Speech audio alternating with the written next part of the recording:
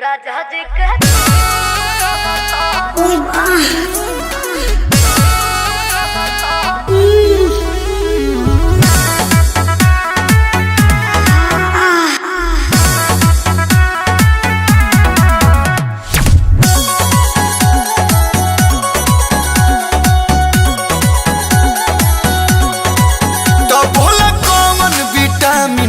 dose ले बेलू जानू हफ्ता में आके रोज रोज ले बेलू हे जा बोला तो बोला कौन विटामिन के डोज ले बेलू जानू हफ्ता में आके रोज रोज ले बेलू भैलू पियावा के घरे जाके गो राजा जी कह तू रोलो सौरिया राजा जी कह तू रोलो सौरिया उठला करा दिया पोरे पो लोहे लोहे बाथला कमरिया कोरेला खटिया पड़ी सो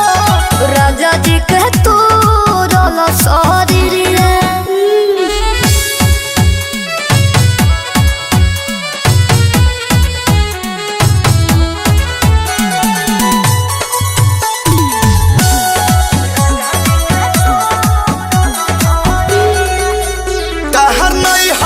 जान बड़ी न खड़ा रहे हमर सोने जवानी तहर खड़ा रहे काहो जान मन भेलो खरो तबा को हां चुमल के बोथबा को नाचो तारू जैसे बनावा में मोह राजा जी के तू रोलो सौरिया राजा जी के तू रोलो सौरिया उठला दरा दिया पोरे पो लोहे लोहे बाथला कमरिया कोरेला खटिया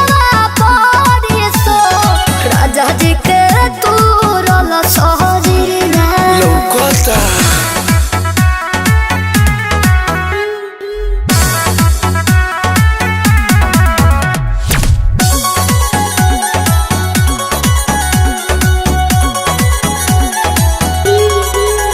रोजो सोइया के संगे तू सेज करे लुकिया तवारो के प्यार परहेज करेलू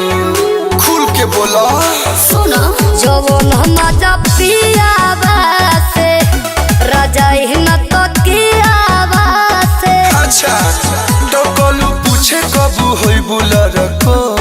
राजा जी कह